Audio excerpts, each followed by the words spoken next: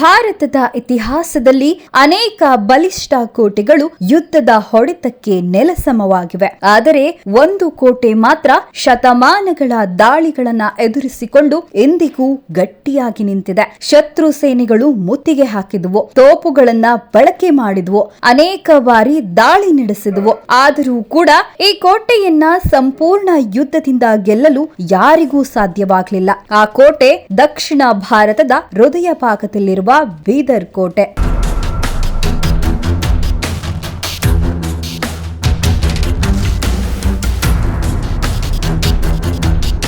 ಹದಿನಾಲ್ಕನೇ ಶತಮಾನದಲ್ಲಿ ಬಹಮನಿ ಸುಲ್ತಾನ ಅಹಮದ್ ಶಾ ವಲಿ ಗುಲ್ಬರ್ಗಾವನ್ನ ಬಿಟ್ಟು ಬೀದರನ್ನ ರಾಜಧಾನಿಯಾಗಿ ಆಯ್ಕೆ ಮಾಡಿಕೊಳ್ತಾನೆ. ಇದು ಆಕಸ್ಮಿಕ ನಿರ್ಧಾರವಲ್ಲ, ಯುದ್ಧ ತಂತ್ರದ ದೃಷ್ಟಿಯಿಂದ ತೆಗೆದುಕೊಂಡ ಮಹತ್ವದ ಹೆಜ್ಜೆ. ದಕ್ಕನ್ ಪೀಠಭೂಮಿಯ ಎತ್ತರದ ಲ್ಯಾಟರೈಟ್ ಭೂಭಾಗದ ಮೇಲೆ ಇರುವ ಈ ಪ್ರದೇಶವು 3 ದಿಕ್ಕುಗಳಲ್ಲಿ ತೀವ್ರ ಇಳಿಜಾರನ್ನ ಹೊಂದಿದ್ದು ಶತ್ರು ಸೇನೆಗೆ ಕೋಟೆಯನ್ನ ತಲುಪುವುದೇ ದೊಡ್ಡ ಸವಾಲಾಗಿತ್ತು. ಪ್ರಕೃತಿಯೇ ಇಲ್ಲಿ ಮೊದಲ ರಕ್ಷಣಾ ಗೋಡೆಯಾಗಿ ಕಾರ್ಯನಿರ್ವಹಿಸುತ್ತಿತ್ತು. ಸುಮಾರು 5 ಕಿಲೋಮೀಟರ್ಗಿಂತ ಹೆಚ್ಚು ವ್ಯಾಪ್ತಿಯಲ್ಲಿರುವ ಈ ಕೋಟೆ ದಪ್ಪ ಕಲ್ಲಿನ ಗೋಡೆಗಳು ಮತ್ತು ಅನೇಕ ಬುರುಜುಗಳಿಂದ ಸುತ್ತುವರೆದಿದೆ.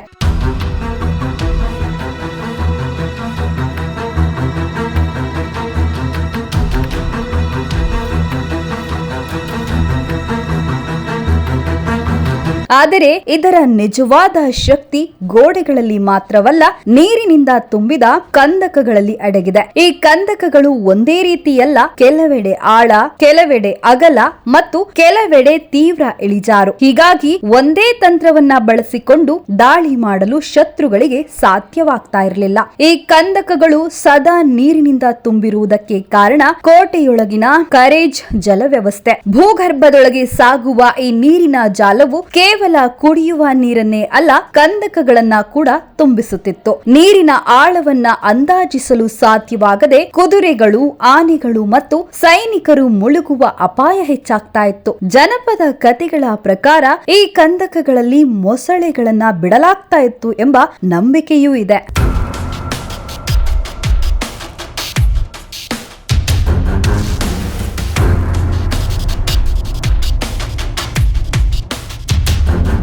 ಈ ಕಂದಕಗಳನ್ನ ದಾಟಿದರೂ ಶತ್ರುಗಳಿಗೆ ಮತ್ತೊಂದು ಕಠಿಣ ಸವಾಲು ಎದುರಾಗ್ತಾ ಇತ್ತು. ಕೋಟೆಯ ಬಾಗಿಲುಗಳು ಸ್ವತಃ ಯುದ್ಧ ತಂತ್ರದ ಅದ್ಭುತ ಮಾದರಿಗಳಾಗಿದ್ವು. ಶರ್ಜಾ ದರ್ವಾಜಾ, ದೆಹಲಿ ದರ್ವಾಜಾ ಮತ್ತು ಕಲ್ಯಾಣಿ ದರ್ವಾಜಾ ಪ್ರತಿಯೊಂದು ವಿಭಿನ್ನ ರಕ್ಷಣಾ ತಂತ್ರಗಳನ್ನ ಹೊಂದಿದ್ವು. ದಪ್ಪ ಕಬ್ಬಿಣದ ಹಾಳೆಗಳು, ಮುಳ್ಳುಗಳಿಂದ ಕೂಡಿದ ಬಾಗಿಲುಗಳು, ಬೃಹತ್ ಸರಪಳಿಗಳು ಇವೆಲ್ಲವೂ ಆನೆಗಳನ್ನ ಬಳಸಿ ಬಾಗಿಲು ಒಡೆಯುವ ಪ್ರಯತ್ನಗಳನ್ನ ವಿಫಲಗೊಳಿಸ್ತಾ ಇದ್ವು. ಕೆಲ ಐತಿಹಾಸಿಕ ದಾಖಲೆಗಳ ಪ್ರಕಾರ ಶರ್ಜಾ ದರ್ವಾಜವನ್ನ ಒಡೆಯಲು ದೀರ್ಘ ಕಾಲ ಮುತ್ತಿಗೆ ಹಾಕಿದ್ರೂ ಕೂಡ ಅದು ಸುಲಭವಾಗಿ ಕುಸಿಯಲಿಲ್ಲ.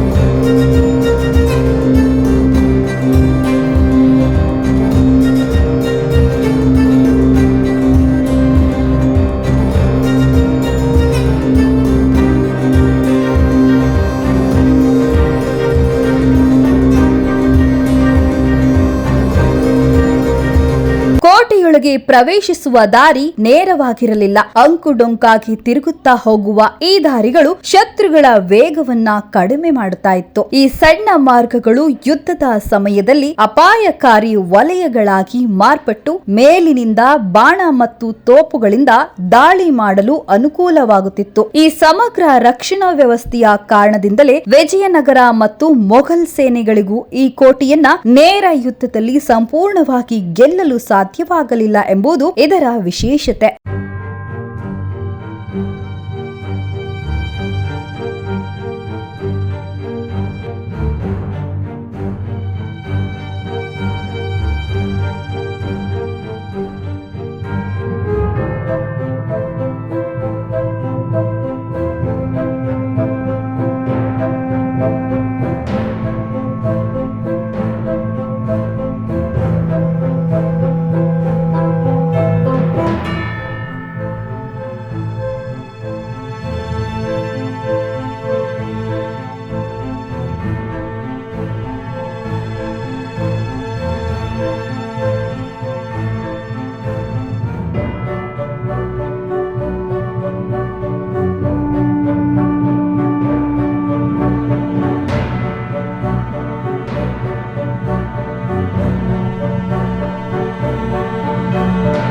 ಆದರೆ ಈ ಕೋಟೆ ಕೇವಲ ಯುದ್ಧಕ್ಕಾಗಿ ಮಾತ್ರ ನಿರ್ಮಿಸಲ್ಪಟ್ಟಿದ್ದಲ್ಲ, ಇದು ಒಂದು ಸಂಪೂರ್ಣ ನಗರವಾಗಿತ್ತು. ಅದರೊಳಗೆ ಅರಮನೆಗಳು, ಮಸೀದಿಗಳು, ಸಭಾಂಗಣಗಳು, ಜಲ ವ್ಯವಸ್ಥೆ ಮತ್ತು ಸೈನಿಕ ಘಟಕಗಳು ಆಲ್ ಕೇರ್ಫುಲಿ ಪ್ಲಾನ್ಡ್ ಎನ್ನುವಂತೆ ಸೂಕ್ತವಾಗಿ ವಿನ್ಯಾಸಗೊಳಿಸಲ್ಪಟ್ಟಿವೆ. ಕೋಟೆಯಲ್ಲಿರುವ ರಂಗೀನ್ ಮಹಲ್ ಅದರ ಸೌಂದರ್ಯದ ಪ್ರತೀಕವಾಗಿದೆ. ಮರದ ಕೆತ್ತನೆಗಳು, ಬಣ್ಣ ಬಣ್ಣದ ಟೈಲ್ಸ್ಗಳು ಮತ್ತು ಮುತ್ತಿನ ಅಲಂಕಾರಗಳು ಪರ್ಷಿಯನ್ ಶೈಲಿಯ ಪ್ರಭಾವವನ್ನ ತೋರಿಸುತ್ತವೆ. ಇದು ರಾಜ ಕುಟುಂಬದ ಖಾಸಗಿ ವಾಸಸ್ಥಳವಾಗಿದ್ದು, ಅದರ ಒಳಗಿನ ಜಾಮಿತಿಯ ವಿನ್ಯಾಸಗಳು ಬಹಮನಿ ಕಾಲದ ಕಲಾತ್ಮಕ ವೈಭವವನ್ನ ಪ್ರತಿಬಿಂಬಿಸುತ್ತವೆ.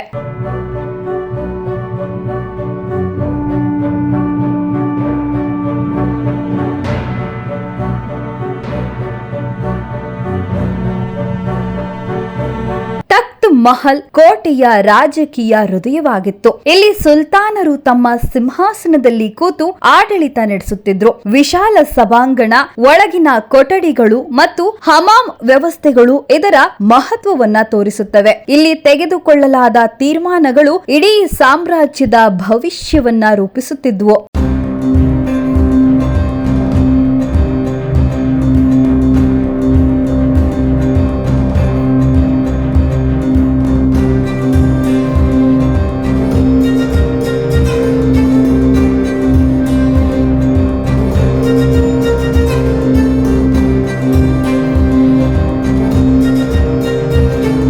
ತರ್ಕಾಶ್ ಮಹಲ್ ಒಂದು ರಹಸ್ಯಮಯ ಅರಮನೆ. ಇದನ್ನ ಅರಮನೆಯ ಮಹಿಳೆಯರಿಗಾಗಿ ನಿರ್ಮಿಸಲಾಗಿದೆ ಎಂದು ಹೇಳಲಾಗುತ್ತದೆ. ಇದರ ವಿನ್ಯಾಸ ಸಂಪೂರ್ಣ ಖಾಸಗಿತನದ ಮೇಲೆ ಆಧಾರಿತವಾಗಿದ್ದು, ಸಣ್ಣ ಜಾಲಿ ಕಿಟಕಿಗಳು ಮತ್ತು ಒಳಗಿನ ಸಂಪರ್ಕ ಹೊಂದಿದ ಕೊಠಡಿಗಳು ಹೊರಗಿನಿಂದ ಕಾಣಿಸದಂತೆ ನಿರ್ಮಿಸಲ್ಪಟ್ಟಿವೆ. ಇದು ಅರಮನೆಯ ಒಳಗಿನ ಮೌನ ಜೀವನವನ್ನ ಪ್ರತಿಬಿಂಬಿಸುತ್ತದೆ. ಕೋಟೆಯೊಳಗಿನ ಮಸೀದಿಗಳು ಧಾರ್ಮಿಕ ಜೀವನದ ಕೇಂದ್ರವಾಗಿದ್ದವು. ಸೋಲಾಖಂಬಾ ಮಸೀದಿ ತನ್ನ 16 ಕಂಬಗಳಿಗಾಗಿ ಪ್ರಸಿದ್ಧಿಯಾಗಿದ್ದು, ದೊಡ್ಡ ಸಮೂಹ ಪ್ರಾರ್ಥನೆಗಳಿಗೆ ಬಳಸಲಾಗ್ತಾ ಇತ್ತು. ಜಾಮಿ ಮಸೀದಿ ಕೂಡ ಪ್ರಮುಖ ಪ್ರಾರ್ಥನಾ ಕೇಂದ್ರವಾಗಿತ್ತು.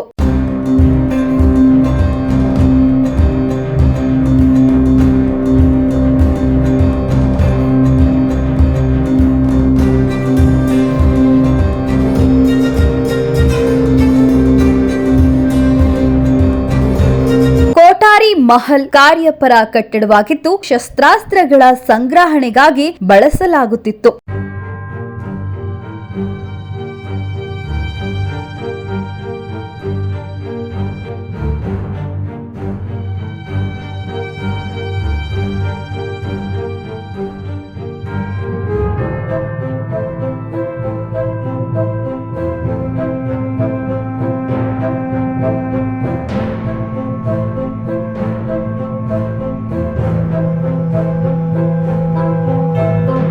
ನೌಬಾದ್ ಖಾನ ಸಂಗೀತ ಘೋಷಣೆಯ ಸ್ಥಳವಾಗಿದ್ದು, ಸುಲ್ತಾನದ ಆಗಮನ ಮತ್ತು ವಿಜಯೋತ್ಸವಗಳನ್ನ ಘೋಷಿಸಲು ಬಳಸಲಾಗ್ತಾ ಇತ್ತು. ಗಗನ್ ಮಹಲ್ ರಾಜವಾಸ ಸ್ಥಳವಾಗಿದ್ದು, ಗಾಳಿ ಮತ್ತು ಬೆಳಕಿನ ಪ್ರವೇಶಕ್ಕೆ ಅನುಕೂಲವಾಗುವಂತೆ ನಿರ್ಮಿಸಲಾಗಿದೆ. ಇಂದಿಗೆ ಅವು ಅವಶೇಷಗಳಾಗಿದ್ದರೂ ಕೂಡ ಅವುಗಳ ಹಿಂದಿನ ವೈಭವವನ್ನ ಊಹಿಸಬಹುದು. ದಿವಾನ್ ಎ ಆಮ್ ಮತ್ತು ದಿವಾನ್ ಎ ಖಾಸ್ ಆಡಳಿತ ಕೇಂದ್ರಗಳಾಗಿದ್ದು, ಜನರೊಂದಿಗೆ ಸಭೆಗಳು ಮತ್ತು ಖಾಸಗಿ ತೀರ್ಮಾನಗಳು ಇಲ್ಲಿ ನಡೆಯುತ್ತಿದ್ದವು. ಹಮಾಮ್ಗಳು ಆ ಕಾಲದ ಸುಧಾರಿತ ನೀರಿನ ವ್ಯವಸ್ಥೆಯನ್ನ ತೋರಿಸುತ್ತವೆ.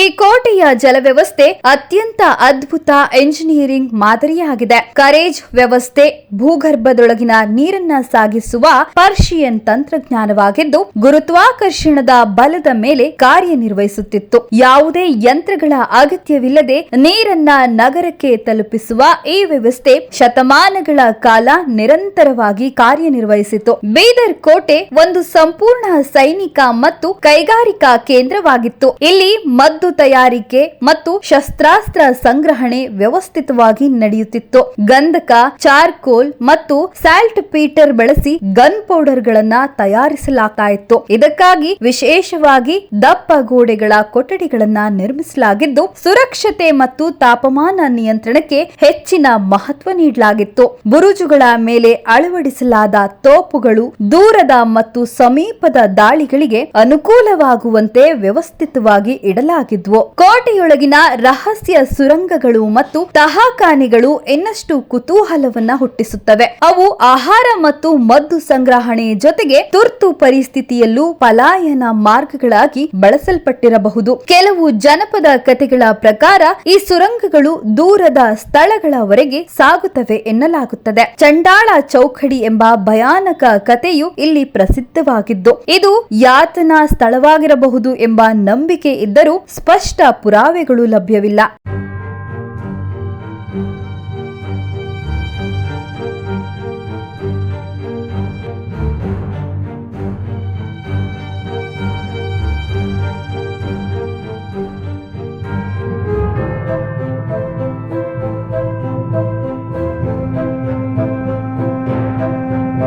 ಈ ಎಲ್ಲಾ ಅಂಶಗಳನ್ನ ಒಟ್ಟುಗೂಡಿಸಿದಾಗ ಬೀದರ್ ಕೋಟೆಯ ನಿಜವಾದ ಶಕ್ತಿ ಅದರ ಸಮಗ್ರ ವಿನ್ಯಾಸದಲ್ಲಿದೆ ಎಂಬುದು ಸ್ಪಷ್ಟವಾಗುತ್ತದೆ. ಪ್ರಕೃತಿ, ವಾಸ್ತುಶಿಲ್ಪ, ಎಂಜಿನಿಯರಿಂಗ್ ಮತ್ತು ಯುದ್ಧ ತಂತ್ರ ಎಲ್ಲವೂ ಕೂಡ ಒಂದೇ ವ್ಯವಸ್ಥೆಯಾಗಿ ಇಲ್ಲಿ ಕೆಲಸ ಮಾಡುತ್ತಿವೆ. ಆದರೆ ಕಾಲಕ್ರಮೇಣ ಇತಿಹಾಸ ಬದಲಾಗಿದೆ. ಬಹಮನಿ ಸಾಮ್ರಾಜ್ಯದ ಪತನದ ನಂತರ ಬರೀದ್ ಶಾಹಿಗಳು, ಆದಿಲ್ ಶಾಹಿಗಳು ಮತ್ತು ಮೊಘಲ್ ಆಡಳಿತಗಳು ಇಲ್ಲಿ ಆಳ್ವಿಕೆ ನಡೆಸಿದವು. ಔರಂಗಜೇಬ್ ಕಾಲದಲ್ಲೂ ಈ ಕೋಟೆ ಯುದ್ಧಗಳನ್ನ ಕಂಡಿತು. ನಂತರ ಆಸಿಫ್ ಜಾಹಿ ಆಡಳಿತದಲ್ಲಿ ಇದರ ಮಹತ್ವ ನಿಧಾನವಾಗಿ ಕಡಿಮೆಯಾಯಿತು. ಒಮ್ಮೆ ರಾಜಧಾನಿಯಾಗಿದ್ದ ಈ ನಗರ ಇಂದು ಮೌನ ಸಾಕ್ಷಿಯಾಗಿ ನಿಂತಿದೆ. ಅರಮನೆಗಳು ಅವಶೇಷಗಳಾಗಿವೆ, ಗೋಡೆಗಳು ಮೌನವಾಗಿವೆ, ಆದರೆ ಕಥೆಗಳು ಇನ್ನೂ ಜೀವಂತವಾಗಿವೆ. ಬೀದರ್ ಕೋಟೆ ಕೇವಲ ಕಲ್ಲಿನ ಕಟ್ಟಡವಲ್ಲ, ಇದು ಒಂದು ಕಾಲದ ರಾಜಕೀಯ, ಯುದ್ಧ, ಸಂಸ್ಕೃತಿ ಮತ್ತು ಮಾನವ ಮನಸ್ಸಿನ